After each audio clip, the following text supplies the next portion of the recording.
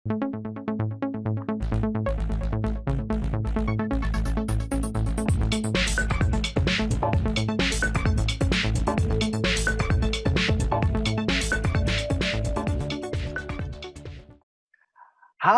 selamat sore Stanners. Berjumpa lagi di akunnya PKN Stan dalam acara Stan Live yang akan mengudara di setiap hari Kamis pukul 16.30 selama pembelajaran jarak jauh untuk bisa menemani kamu belajar dengan senang di rumah. Nah, hari ini kita mempunyai topik yang sangat menarik untuk kita bisa bahas bareng bersama dengan salah satu teman saya, inspirasi saya yang sangat luar biasa.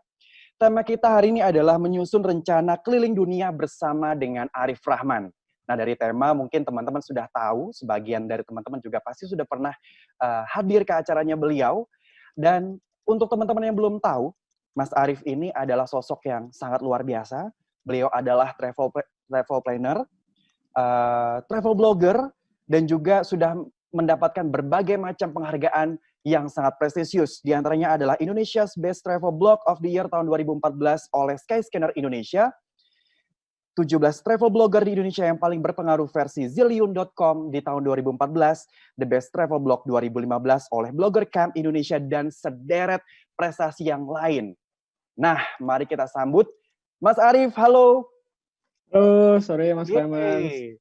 Mas Sore, Arif Rahman, terima Stanners. kasih sudah berkenan bergabung bersama kami untuk bisa memeriahkan acara Stan Live Siap. bersama dengan teman-teman di rumah. Sama-sama.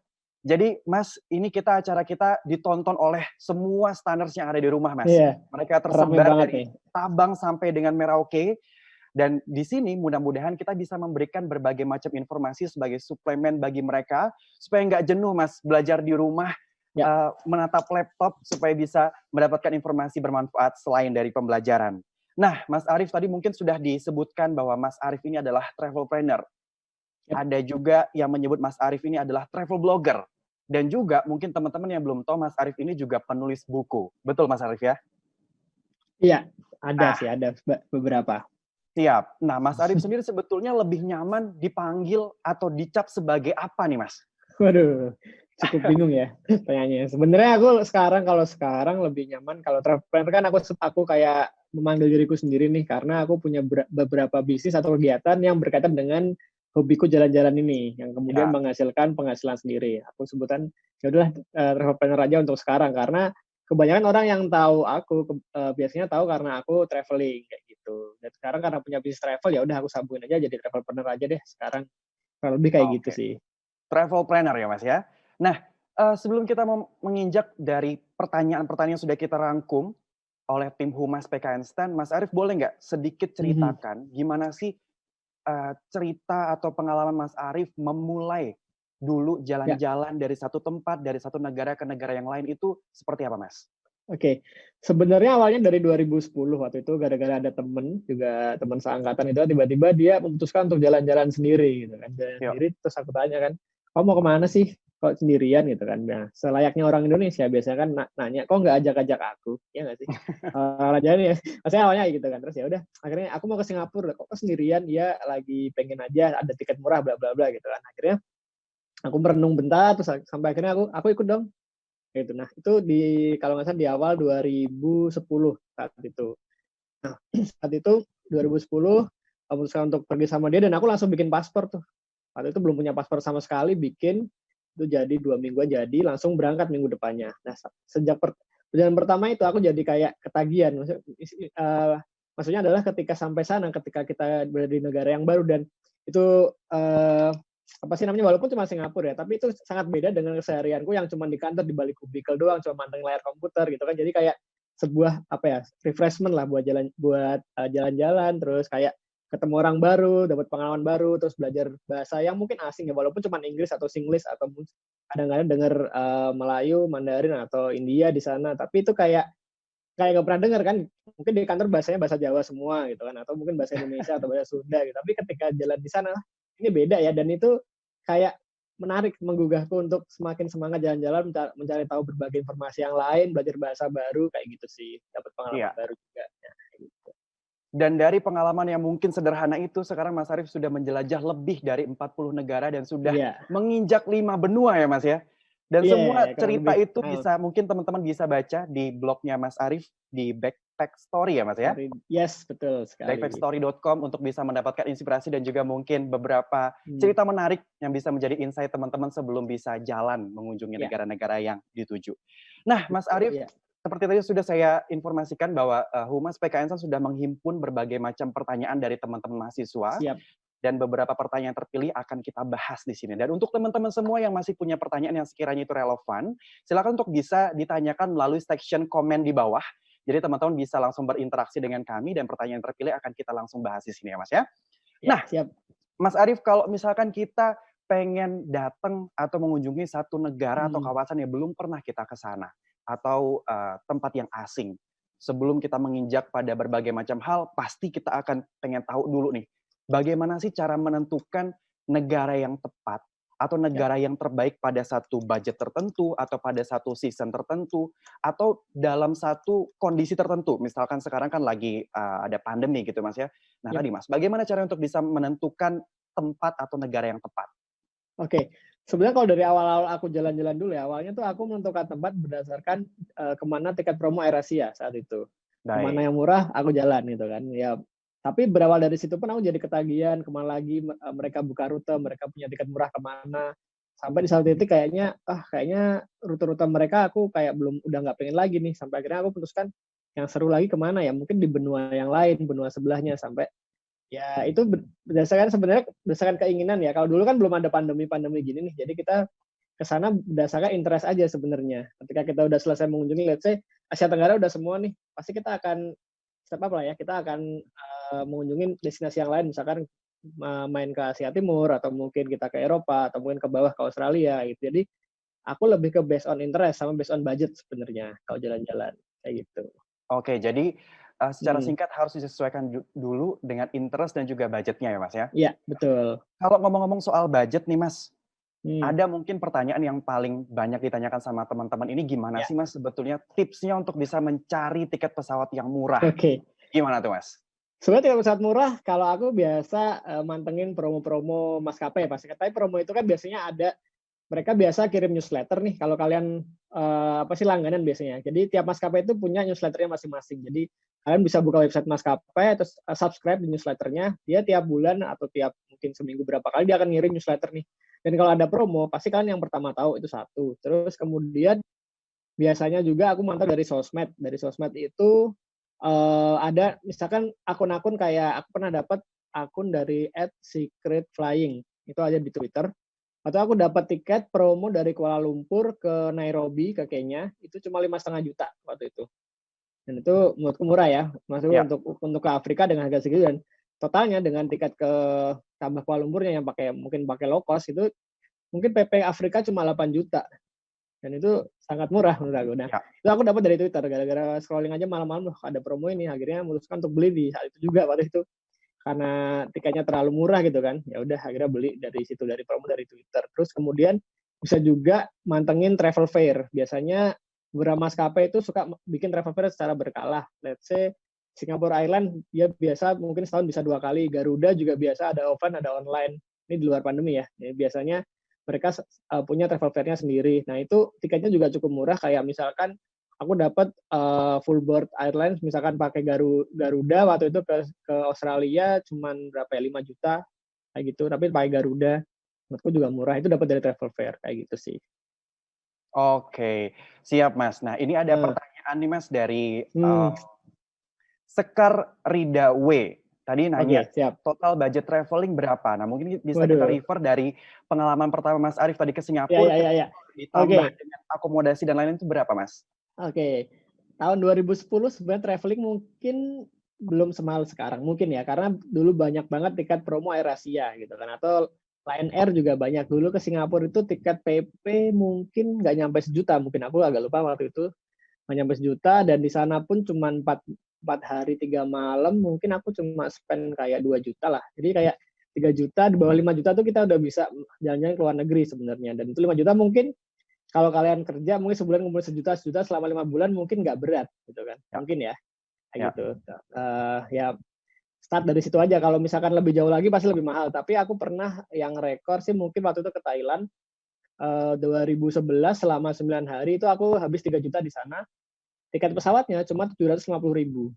Jadi kayak Jakarta Phuket, dapat Phuket ke Chiang Mai ke Ya. Bangkok aku naik kereta malam. Habis itu dari Bangkok ke Jakarta terbang itu 3 tiket cuma 750.000. Kayak gitu. Jadi kayak murah banget diskonan. Sekarang udah nggak ada, udah jarang lah yang seperti itu. Semurah itu udah jarang. 750.000 bisa mengunjungi Nah, negara lain dan 3 provinsi ya Mas ya? iya 3 kota besar lah ceritanya lah. Wah, Gitu. menarik sekali. Jadi mungkin Iya, teman-teman yang iya, tadi iya. bertanya kira-kira Hah? tipsnya apa? Tadi ada beberapa tips dari Mas Arif, rajin-rajin untuk bisa ngecek kira-kira ada akun apa nih di media sosial yang banyak menginformasikan Yes. tentang tiket promo. Bisa juga subscribe juga Mas ya di newsletternya di setiap maskapai masing-masing. Dan juga rajin-rajin untuk datang ke travel fair ya Mas ya? Iya, Yang betul. secara Kalau berkala aku sering mantau ya. dilaksanakan oleh maskapai. Nah, Mas Arif, Yes. tadi kita sudah bicara tentang tiket pesawat nih Mas. Kalau kita bicara jalan-jalan ke luar negeri, tentu berbeda dengan ketika kita jalan-jalan domestik. Ya. Ketika kita jalan-jalan ke luar negeri kan kita pasti butuh dokumen paspor ya Mas ya? Benar Betul, ya Mas ya? paspor. Ya. Nah, dan paspor ini sangat penting untuk bisa menentukan negara mana yang akan kita tuju, karena ada beberapa negara yang bisa free visa dengan paspor kita, dan juga ada beberapa negara yang bisa juga membebaskan kita dari kewajiban pengurusan visa dengan paspor elektronik gitu. Nah, kira-kira nih Yes. Mas, apa sih Mas Ah, perbedaan antara paspor biasa dan paspor elektronik? Dan kira-kira bagi teman-teman yang belum punya paspor, Mas Arif lebih menyarankan untuk bisa langsung ngambil yang Oke. mana nih? Gimana Mas? Oke, sebenarnya gini, paspor biasa sama paspor elektronik sebenarnya nggak jauh berbeda untuk sekarang ya fasilitasnya. Cuman bedanya yang paling kentara adalah di elektronik itu baru Jepang. Ada negara Jepang yang bisa memberikan kemudahan namanya visa waiver. Jadi Ya. ketika kita ke sana pakai paspor elektronik, kita nggak perlu ngurus visa yang beneran bisa ditempel. Kita cuma ngurus namanya visa waiver, itu kayak 1 hari kerja udah keluar, kayak izin bahwa kamu akan mengunjungi sana selama 2 minggu katakanlah. Itu Ya. maksimalnya sih 2 minggu. Terus di situ kalau kita pakai paspor elektronik Indonesia itu pasti dikasih. Itu keuntungannya salah itu. Cuman yang lainnya itu masih sama karena mungkin implementasinya belum begitu banyak ya. Jadi kayak paspor biasa saat ini pun aku juga masih paspor biasa karena saat itu pertimbangannya adalah paspor biasa aku bikinnya lebih cepat dan lebih murah juga bikinnya. Terus belum banyak negara juga yang menerapkan visa waiver untuk paspor elektronik. Ya. Juga kadang-kadang namaku kena random check ketika kembali ke Indonesia dan itu nggak bisa masuk ke gate yang elektronik walaupun pakai paspor elektronik karena mungkin Oh. ada nama-nama apa syariah Islami gitulah. Jadi kadang-kadang Oh, baik. suka nggak bisa pakai elektronik gate-nya nggak bisa. Jadi tetap harus ke loket. Jadi aku mikir nanti aja deh. Kalau semua sistemnya udah beres, mungkin aku akan mencoba pakai elektronik. Karena itu kayak 2 kali lipat sih beda harganya. Nah, siap. Tadi sudah dijelaskan bahwa ada Hmm. beberapa negara tertentu yang memberikan kemudahan dengan visa waiver ya Mas, ketika kita Ya. menggunakan dokumen paspor elektronik. Nah, bagi Ya. teman-teman nih Mas, bagi Hmm. teman-teman yang belum pernah jalan ke luar negeri dengan segala macam kemudahan yang tadi Mas Arif juga sudah kasih Ya. tahu, kira-kira negara mana sih Mas yang mungkin bisa Mas Arif berikan rekomendasi bagi teman-teman yang belum pernah ke luar negeri nih Mas? Oke, kalau belum pernah ke luar negeri aku saranin dari yang dekat dulu. Misalkan dari Asia Tenggara nih, dari Singapura, mungkin ke Malaysia atau Thailand. Itu 3 negara pertama yang mungkin dapat kamu jadikan rujukan kalau mau ke luar negeri. Itu paling dekat, terus biayanya nggak begitu mahal kecuali Singapura. Kemudian juga adaptasi di sana cukup gampang karena mungkin banyak orang yang masih tahu apa sih namanya bahasa Melayu kalau di Malaysia atau di Singapura mungkin Ya. masih bisa, kecuali Thailand. Dan di sana murah juga. Ya dan nggak susah lah adaptasi buat orang-orang Indonesia buat ke sana. Udah cukup banyak soalnya yang ke sana ya gitu. Iya, dan mungkin juga satu informasi untuk Hmm. teman-teman semua bahwa cukup banyak ya Mas ya negara yang Ya, memberikan fasilitas bebas visa untuk penduduk Indonesia. Jadi mungkin teman-teman sering-sering cek aja di betul. situsnya Kemenlu atau beberapa situs rujukan yang lain. Jadi bisa Ya. memberikan gambaran buat teman-teman pengennya untuk negara pertama nih kemana gitu. Nah, tadi kalau Mas Arif sudah menjelaskan tentang visa waiver. Nah, bagi untuk negara-negara kalau misalkan teman-teman wah nanti abis rapelan kayaknya pengen nih balas dendam, pengen jalan ke Ya. Eropa nih Mas. Nah itu kan Ya. adalah negara terutama Eropa Barat ya, itu tidak Ya. memberikan fasilitas bebas visa maupun visa waiver ke penduduk Indonesia. Nah kira-kira Ya. gimana Mas yang bisa Mas Arif kasih tahu ke kita tips untuk bisa Oke. mengurus visa untuk ke negara-negara tertentu seperti di Eropa tadi Mas? Oke, sebenarnya kalau Eropa, kalau menurut aku ya sebenarnya yang visa Eropa sebenarnya cukup mudah ya, terhitung mudah buat mendapatkannya sepanjang kamu punya pekerjaan yang udah tetap sebenarnya.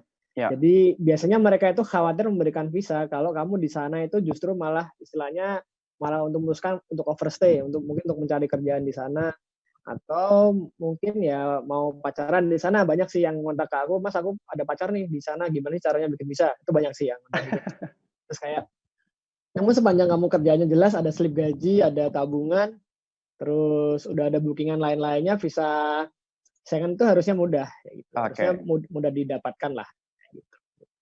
Terus, Oke, siap Mas. Nah, kalau tadi sudah kita bicara tentang tiket pesawat dan juga dokumen, sekarang kita akan pengen ngebahas tentang akomodasi Mas. Boleh nggak siap. Mas Arif bisa cerita Oke. tipsnya untuk bisa mendapatkan akomodasi yang murah di negara tujuan Mas?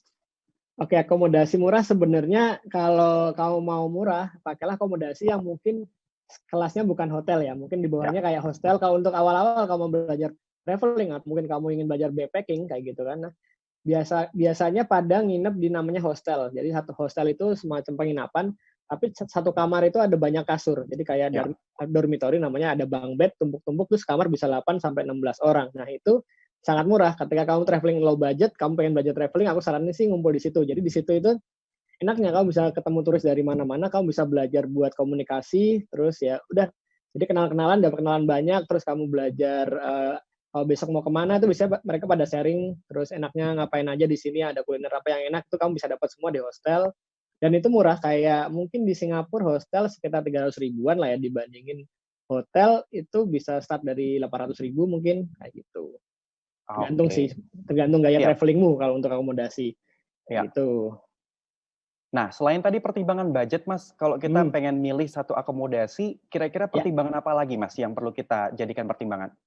Kalau akomodasi sebenarnya tergantung gaya kita ya, gaya kita traveling mau gimana, mau yang backpacking-an, atau mau Ya, yang luxury, atau mungkin yang tengah-tengah aja, atau mungkin kalau kamu pengen experience yang lebih, kamu bisa mempertimbangkan untuk ke Airbnb kayak gitu kan. Karena di ya, Airbnb biasanya kita jadi bisa kenalan sama hostnya yang punya rumah lah, yang punya di situ punya propertinya. Biasanya mereka akan menyarankan, ini aku punya peta nih, enaknya dari sini ke sini nih, dari situ ke situ. Nah, biasanya juga mereka bisa ngasih activity. Kalau kalau besok mau masak nih, ibuku lagi bikin kelas masak misalkan gitu, dia dia bisa nyaranin. Terus kalau mau makan yang enak di mana, kayak waktu itu aku pernah ke Venezia waktu itu, dia nyaranin ada restoran yang semua penyajiannya menunya itu dari labu dibuatnya. Labu dibuat macam-macam makanan dan itu menarik karena aku baru menemukan di sana dan itu ternyata kalau tanpa orang lokal itu restoran itu nggak bisa di-booking. Jadi harus lewat si hostnya Airbnb ini, mereka yang bookingin dan kita langsung datang di sana ketika jamnya. Kalau booking sendiri itu dipastikan nggak akan dapat kursi. Jadi kayak gitu, keuntungan kalau mau dapat experience lebih, kita bisa pakai Airbnb. siap. Gitu. Kalau mungkin saya juga boleh sharing, Mas, dulu ketika saya ke Jepang, saya ke Ya, Kyoto, saya, ya, reservasi menggunakan salah satu aplikasi BNB, dan mungkin juga bisa jadi pertimbangan buat teman-teman semua.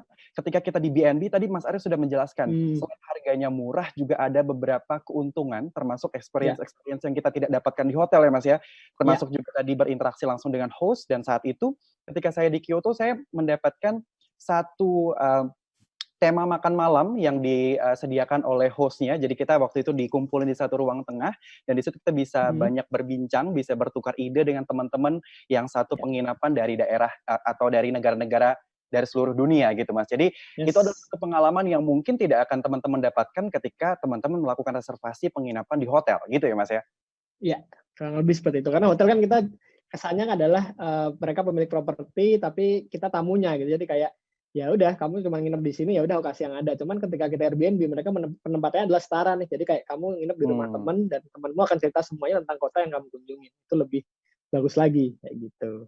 Siap. Tapi juga mungkin ada satu hal yang perlu teman-teman Hmm, perhatikan bahwa ketika, melakukan reservasi di BNB itu, ya, bahwa lokasi penginapannya itu bisa saja tidak di jalan besar ya, Mas, ya. Jadi kita perlu betul. sedikit, Ya, jalan-jalan sedikit untuk masuk yes, ke gang mungkin untuk bisa mencari, betul. lokasi yang Ya. yang sesungguhnya gitu. Sama dicek, iya dicek juga kadang-kadang penginapan nggak ada lift gitu kan. Kalau di Eropa tuh jarang banget Airbnb, memang kamarnya bagus ternyata, tapi sampai sana itu cuman apartemen 3 lantai atau 4 lantai dan nggak ada lift. Jadi kamu harus gotong-gotong koper sampai ke lantai 4 terus buka kamar, ya udah itu berat. Tapi memang harus dipastikan dari awal apakah ini ada lift apa enggak gitu. Oke, siap. Nah, tadi kalau Ya, kita sudah, eee memilih hotel Mas atau akomodasi Yes. di BNB, kira-kira mungkin Mas Arief bisa nggak kasih gambaran moda transportasi di luar negeri mungkin berbeda antara ketika kita di Jepang atau kita di Eropa atau di Ya, daerah ya, ya. kawasan Asia Tenggara, Oke. kita untuk mobilitas dari satu tempat ke tempat yang lain itu kira-kira menggunakan apa, Mas?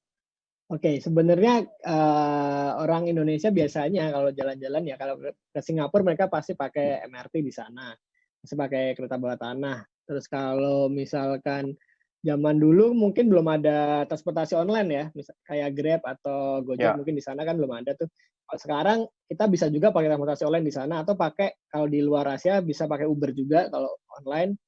Terus kalau di Kuala Lumpur dulu aku masih pakai taksi yang merah-merah itu, yang taksi uncle itu dulu masih pakai itu karena belum ada online. Tapi sekarang mungkin kayak kamu nyari Grab juga gampang di sana.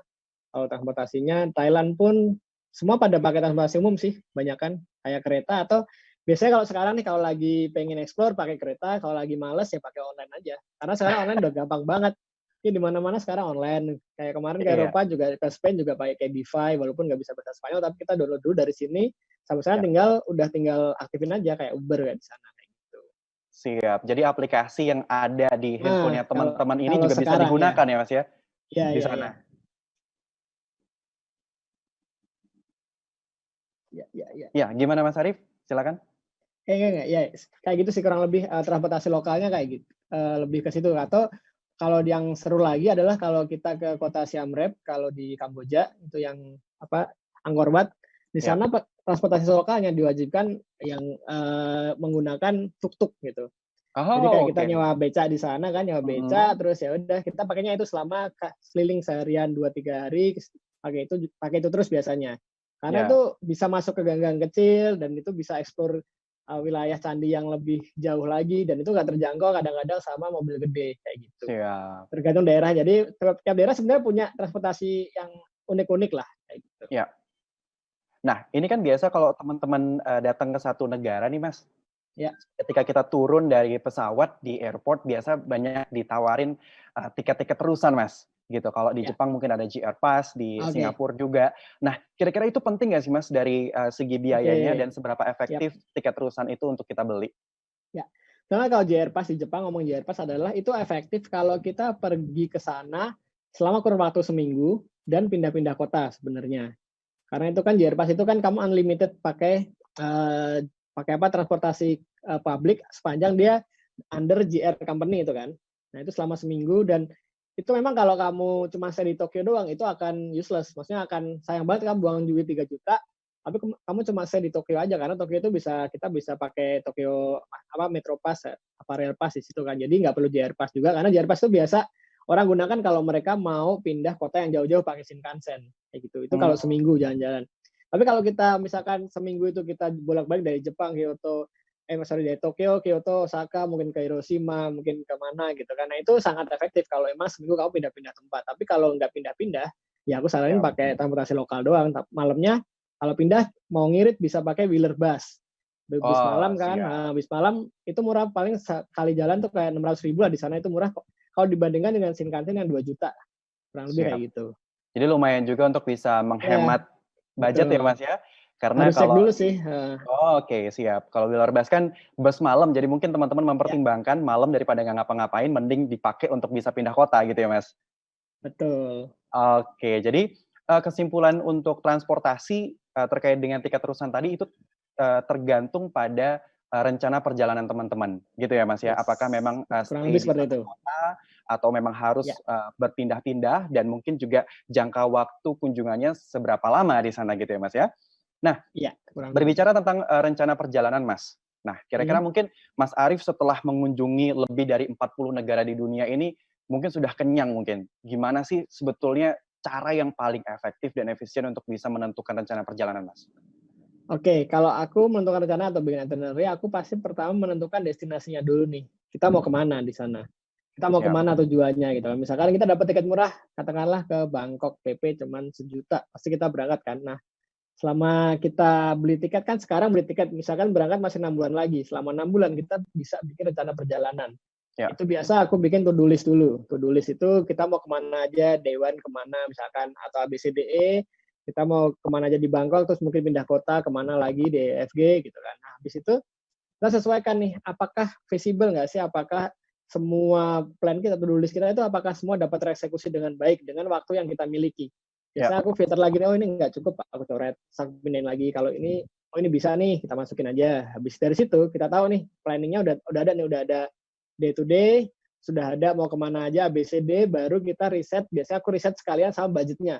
Kalau ke tempat A itu berapa budgetnya, ke tempat B berapa, transportasinya dari A ke B itu berapa, pindahnya dari situ, bisa baru kita nyusun budget perjalanan di situ. Nah, Siap. di tempat dari negara udah dapat, to-do list sudah ada, budget udah ada, ya itu kita bisa udah dapat nih nanti rencana perjalanan. Dan itu susunnya juga perlu waktu juga sih, maksudnya kalau sekarang mungkin aku udah kebayang nih dalam seminggu aku udah bisa nyusun nih. Tapi kalau dulu pertama kali jalan-jalan aku minimal bisa 2 minggu atau mungkin 2 bulan sebelumnya tuh aku udah mulai sibuk tuh kayak gitu. Oke, jadi tergantung juga style yang dipakai sama teman-teman ini, Mas ya. Ya, Kalau bisa stylenya juga. pengen buru-buru, nggak pengen ngabisin banyak waktu di satu tempat, jadi mungkin itu juga bisa jadi pertimbangan teman-teman apakah pengen santai-santai, menikmati Ya, waktu di sana atau pengen sebanyak mungkin tempat untuk bisa dikunjungi dalam yes. sekali kunjungan, gitu ya, Mas ya? Ya, kurang lebih seperti itu. Iya. Nah, kalau misalkan kita berkunjung ke satu negara atau Ya, satu ke tempat tujuan, Mas, tentu ya. teman-teman ini pengen banyak menghabiskan waktu berkunjung ke tempat-tempat wisata. Mungkin Mas Arief bisa kasih gambaran kira-kira budget yang harus ada di dalam satu apa ya, satu kunjungan tuh berapa besar untuk kunjungan ke tempat wisata, dan mungkin juga kira-kira tips apa yang bisa digunakan untuk bisa menghemat biaya untuk bisa mengunjungi tempat wisata tadi, Mas? Oke, kalau budget perjalanan tuh aku bedakan ada yang primer sama sekunder lah katakanlah. Yang primer itu meliputi transportasi, akomodasi, sama konsumsi nih. Jadi 3 biaya ini kalau kamu nggak masukin itu tripmu pasti akan gagal otomatis lah, ya kan? Terus kemudian ada yang sekunder. Sekunder itu meliputi dengan keperluan pribadi, kayak kamu pengen beli apa, belanja, sama biasanya orang Indonesia pasti suka oleh-oleh. Ya. Itu yang akan memakan sebagian besar biaya kamu, bisa sepertiga budget bisa makan di oleh-oleh nih. Nah, kalau kamu ngirit ya otomatis ini kamu kesampingkan dulu nih, fokus ke 3 komponen utama tadi, transportasi, akomodasi, dan konsumsi itu, kayak gitu. Nah, tips ngiritnya sebenarnya tadi di depan udah disebutkan juga beberapa, kayak misalkan kita nyari tiket promo, kemudian kita nginep di hostel, terus juga nyari makan juga jangan yang fancy-fancy, mungkin kayak fast food juga udah cukup, nggak perlu makan steak terus atau sushi terus, kayak gitu. Ya. Nah, itu kurang lebih seperti itu sih, secara gampang menentukan budgetnya kayak gitu. Oke. Kalau untuk lokasi wisatanya, Mas, gimana, Mas? Kalau misalkan kita pengen meng-arrange satu budget tertentu, wah misalkan teman-teman pengen ke satu daerah, katakanlah di Tokyo gitu. Nah, kira-kira bagaimana cara kita untuk bisa menyusun, daftar tempat yang harus kita kunjungi, termasuk di sana adalah tempat lokasi wisata, yang bisa sehemat mungkin, Mas? Oke. Kalau dulu aku sebelum berangkat aku biasa baca buku tuh, kalau lihat di belakangku ada buku-buku lumayan tuh, yang paling atas itu buku terbitan Lonely Planet. Jadi di sana tuh aku tiap negara yang akan aku kunjungi zaman dulu ya. Maksudnya aku selalu beli buku dan sampai sekarang masih agak kebiasaan nih. Jadi aku mau kemana aku beli bukunya, aku baca-baca dulu, aku riset mana destinasi, maksudnya tempat wisata mana yang harus dikunjungi. Biasanya mereka kasih bintang di sana, must visit gitu kan. Terus ada biayanya nih, biayanya ada free, ada mungkin $10 atau mungkin berapa. Jadi mereka kasih listnya di sana. Ada juga tempat makan, hotel, semua lengkap di buku itu. Jadi aku masih agak old school. Jadi aku suka beli buku, aku suka baca sendiri. Tapi kalau kamu mau cepat, kamu bisa riset gitu kan. Kayak misalkan sekarang kamu buka aja, misalkan kalau kemarin aku ke Lisbon, kamu coba aja ketik Lisbon, must do in Lisbon. Itu langsung keluar tuh. 10 things must do in Lisbon atau 15 kuliner di kota Porto. Itu langsung keluar semua sekarang di internet. Cuman kalau aku masih suka baca buku, tergantung sih gayamu seperti apa sih. Cuman sekarang internet lebih memudahkan lah dibandingkan zaman dulu. Gitu. Siap, dan juga banyak tempat wisata sebetulnya di tempat negara tujuan kita yang sebetulnya bisa kita nikmati secara gratis ya, Mas ya. Bisa. Aman, dan juga ada yang murah seperti museum yang bisa juga jadi pertimbangan kita untuk bisa kita kunjungi. Iya. Nah, tadi kalau kita bicara tentang budget nih, Mas, perbedaan mata uang ketika kita di sini menggunakan rupiah, tentu di luar negeri tidak bisa kita gunakan. Nah, dari Mas Arief sendiri, sebetulnya mana sih, Mas, yang lebih pas kita menukarkan uang itu di di money changer di Indonesia dan kita bawa uang itu keluar, atau bisa kita tarik tunai di sana, Mas? Kira-kira mana yang lebih baik? Oke. Kalau zaman dulu ya, kita traveling, ngomongin aku pertama kali traveling itu aku bawa duit cash zaman dulu. Karena pertama kartu debit mungkin aku belum tahu bisa dipakai di sana di luar negeri apa enggak. Kemudian kedua, aku belum punya kartu kredit saat itu.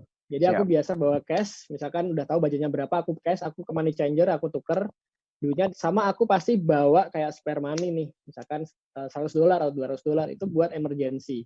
Kalau di sana ada apa-apa. Ya. Gitu. Terus kalau sekarang aku biasa, kalau aku yakin negara yang aku tuju adalah negara maju nih, aku biasa dari sini bawa duit secukupnya, atau bahkan mungkin nggak bawa duit sama sekali. Misalkan mau ke Singapura nih, aku tahu Singapura sekarang bisa debit pakai debit mandiri bisa, BCA pun juga bisa, tapi yang GPN nggak bisa ya, GPN nggak bisa. Jadi kita bisa nih, asalkan ada logo Master atau Visa, itu kita bisa gesek misalkan kita bisa tarik tunai di ATM dan kita udah bisa dapat duit lokal di situ. Cuman ada negara-negara yang mungkin belum bisa kayak gitu. Katakanlah kayak kemarin aku ke Korea Utara, katakanlah kayak gitu. Itu pasti kan susah nih di sana. Kita harus bawa cash dalam bentuk euro atau USD atau mungkin Chinese yuan. Itu bisa dipakai di sana. Kayak gitu. Jadi kita harus tahu nih negara yang kita tuju sebenarnya udah bisa belum sih tarik tunai kayak gitu di sana, atau kita harus riset dulu lah intinya. Kayak yang unik juga ada negara katakanlah di Rusia misalkan kita susah akan narik pakai BCA, cuman pakai mandiri bisa. Oh, oke. Terus kalau di Nepal misalkan kita tarik tunai BCA mandiri susah, tapi BRI, BNI malah bisa kayak gitu. Jadi kayak ada beberapa negara yang memang seperti itu habitnya. Ya, kalau aku sih biasa mungkin kalau sekarang mungkin tetap bawa duit cadangan duit dolar itu sama sekarang pakai kartu kredit biasanya. Oke. Jadi membantu. Membawa uang langsung dari sini Mas, dari penukaran uang dan juga membawa uang dalam bentuk ATM ya Mas ya. Dan mungkin teman-teman juga perlu mempertimbangkan penyedia dari kartu itu sendiri. Tadi Mas Arif sudah menjelaskan bahwa untuk GPN, logo GPN belum bisa digunakan di luar negeri ya Mas ya. Jadi jangan sampai teman-teman salah. Nah, Mas Arif, ini ada pertanyaan dari Ansor Al-Amin yang bertanya, gimana nih Mas kita untuk bisa mengatasi kendala bahasa saat traveling? Kira-kira gimana Mas? Jadi ketika pertama kali traveling, aku pun bahasa Inggris mungkin belum sebagus sekarang ya. Maksudku belum setahu sekarang lah. Walaupun aku nggak bagus-bagus banget bahasa Inggris. Lulus kuliah juga paling kayaknya bahasa Inggris dikasih C itu. kayak segitu nggak fasihnya bahasa Inggris. Tapi ketika udah jalan-jalan itu lama-lama skillku akan naik terus karena sebenarnya yang penting itu adalah orang tahu yang kita omongin apa. Walaupun kita pakai bahasa patah-patah, itu asalkan mereka tahu kita mau apa juga bisa. Kemudian kalau belanja kita bisa bawa kalkulator, kita nunjukin harga di situ, atau dari HP kan bisa nih pakai kalkulator, kita nunjukin harga buat nawar-nawar bisa di situ. Nah, tapi yang unik, kalau sekarang ya sepanjang ada internet sebenarnya gampang. Kalau kamu kenal bahasa, kamu bisa pakai Google Translate kan. Zaman dulu 2012 itu aku belum bisa tuh pakai internet kayak gitu. Dulu masih susah nyari provider, dulu masih susah nyari roaming, mahal banget. Dulu ya aku beruntung bawa buku Langit Planet. Waktu itu aku mau traveling ke Hong Kong, dari Macau, Hong Kong, terus ke mana namanya Shenzhen, Guangzhou, balik lagi ke Macau itu kan. Nah, mau balik dari Guangzhou ke Macau itu aku dari terminal itu orang terminalnya itu nggak tahu, maksudnya aku mau ke Macau, aku bilang Macau, dia nggak tahu. Aku tulis MACAU, dia nggak tahu. Sampai akhirnya untungnya aku bawa buku itu, aku tunjukin tulisan Macau dalam bahasa Mandarin, dalam aksara sana, baru mereka tahu. Kayak gitu. Mereka nggak paham aksara Latin ya Mas ya? Ya, mereka nggak bisa baca alfabet dan mereka nggak bisa bahasa Inggris gitu. Itu ya. Untungnya sekarang ada Google Translate lah, lebih mudah lah traveling zaman sekarang tuh sangat mudah pokoknya. Asalkan di internet ya 50% lebih masalahmu akan terselesaikan lah dengan internet. Siap. Jadi penting banget teman-teman untuk bisa menginstall Google Translate ya Mas ya ketika harus bepergian ke luar negeri. Nah mungkin Mas boleh ceritain nggak Mas pengalaman unik negara mana sih Mas yang paling susah komunikasinya dari semua negara yang pernah Mas Arif kunjungi? Komunikasi sebenarnya kalau kita ke let's say ke Cina juga susah sebenarnya. Komunikasi mereka pun jarang yang bahasa Inggris juga. Tapi kalau tempat-tempat wisata harusnya mereka udah pada paham bahasa Inggris dan biasanya bahasa Inggris adalah bahasa pertama yang akan kamu gunakan ketika kamu pengen survive sebenarnya. Dan itu mereka kosakata dikit udah bisa lah kayak. Terus ada lagi yang susah kalau waktu itu mungkin kemana ya, ke Armenia jadinya kesana karena masih negara pecahan Rusia dan mereka punya bahasa sendiri. Tapi aku waktu itu caranya aku nge-hire sopir di sana. Jadi kayak dia akan bawa jalan-jalan dan dia akan translate semua kebutuhan bahasaku. Walaupun dia juga nggak begitu bisa bahasa Inggris sebenarnya. Tapi dia paham lah kira-kira apa yang akan aku omong. Dia cuma bahasa Inggris yang basic aja. Kayak gitu. Oke. Mas, ini ada pertanyaan selipan dari Andrea Sena. Best country so Oke. far yang pernah dikunjungin sama Mas Arif apa, Mas? Oke, best country sebenarnya cukup banyak. Ya, maksudnya aku suka ke UK, suka. Aku waktu itu nonton bola tahun 2015 ke sana. Terus aku suka juga Armenia karena ternyata nggak nyangka. Maksudnya aku nggak ada ekspektasi apa-apa ketika jalan ke Armenia, tapi ternyata ke sana alamnya bagus, terus sejarahnya kaya banget, kayak di sana bangunan-bangunannya juga masih terjaga dengan baik, bangunan zaman Rusia itu, dan surprise me gitu, kayak anjir nih keren banget nih negara kayak gitu. Itu Armenia, itu yang beneran aku pernah kunjungi lah ya, yang bagus. Ya. Kemudian kalau kamu suka binatang, aku saranin ke Tanzania. Itu kamu bisa ke Ngorongoro Crater. Itu ada satu kawah. Jadi dulunya ada gunung, gunung besar gitu meletus. Tinggal kraternya doang, jadi kayak kayak mangkok gitu di bawahnya. Dan ini sekarang udah inaktif, jadi kayak udah nggak ada vulkannya. Di sini mulai ditumbuhin semua flora fauna, dan kalau kamu main ke sini, ini semua binatang-binatang liar ada di sini semua. Kayak kamu akan nemuin gajah, nemuin cheetah, nemuin singa, nemuin macam-macam di sini. Jadi kalau kamu masuk ke dalam mangkok, tapi di sini kamu bisa eksplor di mangkok itu. Ada semuanya, ada semua Wow. binatang-binatang. Itu keren sih, makanya kayak anjir pengalaman safari itu ternyata seenak ini gitu, semenarik ini ya gitu. Siap. Jadi kalau negara boleh Mas Arif Ya, tentukan tadi ya, Mas ya? ya yang Yang so menarik far tadi Mas paling Arif menarik gitu. bilang UK. Jadi mungkin teman-teman yang Ya, belum ya, tahu ya. Mas Arif ini penggemar berat satu klub bola Newcastle United ya Mas ya. Iya, ya, gitu. Dan Kurang mungkin lebih seperti itu. teman-teman yang laki-laki penyuka bola boleh mungkin dipertimbangkan nanti kalau misalkan memilih negara tujuan bisa kali untuk bisa datang ke Inggris atau ke Italia Bisa. untuk bisa menonton klub favoritnya bertanding ya Mas ya. Iya betul, bisa banget. Gampang pokoknya. Oke, tadi kalau kita bicara Eropa atau benua-benua lain yang mungkin Hmm, memiliki musim yang berbeda dengan Indonesia, Mas. Ada pertanyaan juga dari teman-teman, ya, gimana kira-kira kita untuk bisa mempersiapkan sebelum kita datang ke negara dengan musim salju, oke. Mas? Yes, jadi sebenarnya musim dingin itu ya namanya musim dingin, emang namanya sama musim dingin. Cuman kita harus tahu nih di negara tersebut suhunya sampai berapa ketika musim dingin. Ya, Tentunya kalau musim dingin di Australia di Sydney misalkan itu enggak, kamu akan beda ketika kamu musim dingin di misalkan di Beijing atau mungkin di apa namanya main main salju misalkan di Jepang gitu atau ya, mungkin kamu ke Rusia. Itu akan beda suhunya. Let's say kalau di Sydney kamu paling suhu 0 sampai 5 derajat. Kemudian kalau pindah ke Tokyo ya sekitar itu sama. Tapi kalau udah ada salju mungkin bisa -10 di hmm, Jepang. Terus tapi kalau ketika kamu ke Rusia, aku pernah ke Rusia, salah satu kota yang paling dekat dengan kutub utara namanya Murmansk, itu suhu sampai -30, -40 di sana. Itu kamu harus tahu dulu nih, ketika kamu suhunya seperti itu, kira-kira jenis pakaian atau macam pakaian apa yang akan kau pakai. Kalau dulu ya, aku pakai minimal 4 layer. Jadi ada base layer, aku pakai kayak apa sih long john gitu yang ya, agak hangat, ada bulu-bulunya, terus ada lagi pakai pakaian biasa, di luarnya aku pakai sweater, kemudian baru aku pakai kayak thermal jacket di ya, luarnya. Jadi kayak 4 lapis minimal. Itu kalau suhunya -30 sampai -40 dan itu aja masih agak kedinginan. Karena ya, udara dingin bisa masuk dari kuping kadang-kadang atau mungkin ya. dari sela-sela tangan sini kalau nggak pakai sarung tangan kayak gitu. Nah, itu kita harus tahu dulu sebelumnya di suhu berapakah negara yang akan kita kunjungi, kayak gitu. Dan semua perlengkapan tadi juga perlu dipertimbangkan budgetnya ya, Mas ya? Oh, iya iya iya, tapi kayaknya sekarang ada yang nyewain juga sih sebenarnya. Oke, siap. Nah, Mas Arif, ini kita menginjak ke pertanyaan terakhir nih, kalau belum ada Ya, pertanyaan tambahan. Sekarang lagi pandemi, corona, heeh, dan mungkin bagi teman-teman yang sekarang punya rencana akan bepergian setelah pandemi berakhir, kira-kira apa saja nih Mas yang perlu untuk dicatat atau dipikirkan sebelumnya untuk bisa oke. memilih negara dan melakukan aktivitas di negara tujuan? Oke, sebenarnya kalau di masa pandemi sini, pertama yang perlu kita pertimbangkan adalah keselamatan sama kesehatan sebenarnya. Ya, Ketika kita ke negara tersebut, apakah di sana masih sudah cukup aman untuk dikunjungi? Gitu kan pertanyaannya. Kalau udah cukup aman berarti kita tetap harus menjaga diri kita sendiri kan paling nggak, walaupun walaupun negaranya dikatakan aman, cuman ya, karena ada case kayak gini, kita mungkin harus memperhatikan. Misalkan kita senantiasa sedia masker sekarang, kita senantiasa minum vitamin kalau jalan-jalan biar nggak cepat drop. Mungkin kita juga bisa melakukan juga social distancing ketika jalan-jalan. Itu mungkin kayak new normal yang akan dilakukan setelah pandemi ini berakhir di dalam hal traveling. ya. Kemungkinan seperti itu sih kalau prediksiku tentang traveling ini Iya, siap. setelah pandemi.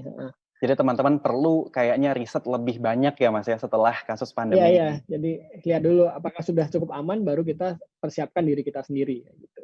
Dan tentunya teman-teman juga perlu untuk bisa mengakses dan mempertimbangkan travel warning yang sudah dikeluarkan oleh Kemenlu, Mas ya.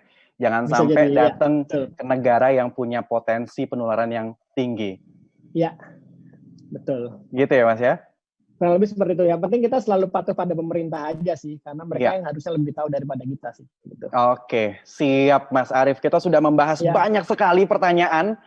Dan tadi sudah menginjak ke pertanyaan terakhir, Mas. Tadi sudah kita bahas banyak tentang bagaimana caranya kita untuk bisa memilih negara tujuan, bagaimana tips dan triknya untuk bisa mendapatkan tiket yang murah, akomodasi yang murah, apa saja yang perlu dipertimbangkan, tempat tujuan, sampai tadi kita terakhir membahas bagaimana kita bisa dealing dengan situasi yang sekarang tentang pandemi dan setelahnya. Jadi mungkin itu saja yang bisa kita bahas hari ini, Mas Arief. Boleh, Jadi, boleh. wow, banyak sekali insight yang bisa kita dapatkan di sini dari Mas Arief Rahman. Dan sukses terus Mas Arief dengan What Travel-nya, dengan Amin. story-nya, dan segala kegiatan juga. Dan mungkin teman-teman yang banyak yang belum tahu bahwa Mas Arief Rahman ini adalah alumni dari kampus kebanggaan kita, Politeknik Keuangan Negara STAN. Luar biasa ya. Semoga ke depan banyak juga teman-teman yang bisa mengikuti jejak Mas Arief pada satu bidang atau bidang-bidang yang lainnya, bisa sukses di lebih daripada satu tempat mungkin Mas ya. Dan semoga tayangan ini bisa menginspirasi teman-teman dan bisa memberikan insight yang baik bagi teman-teman yang sudah punya rencana perjalanan untuk bisa mengunjungi ke tempat luar negeri gitu kira-kira Mas. Dan mungkin itu saja Standers yang bisa kita bahas hari ini. Kita mengucapkan terima kasih atas semua atensinya. Dan mungkin bagi teman-teman yang muslim, kami mengucapkan selamat berbuka puasa bagi teman-teman di daerah Indonesia Tengah, dan selamat juga untuk bisa mempersiapkan buka puasanya bagi teman-teman di Indonesia Barat. Mungkin itu saja pesan dari Mas Arief. Oke, kalau aku sih seputar traveling adalah ketika kamu punya impian, itu sebenarnya semua bisa diwujudkan kalau kamu tahu caranya dan kamu nggak menyerah untuk menggapai impianmu itu sih. Kalau masalah traveling ya. Kalau masalah sekarang ya kamu kalau mau traveling ya sebaiknya nunggu setelah pandemi ini berakhir, jaga kesehatan dulu, kamu nabung, siapkan semuanya, baru kita jalan-jalan setelah ini semua selesai. Lebih kayak gitu sih. Yang penting bisa dan perhatikan kondisi terkini. Kira-kira gitu ya Mas ya? Kita ketemu lagi 2 minggu lagi Standers. Terima kasih atas atensinya. Goodbye. Siap, bye.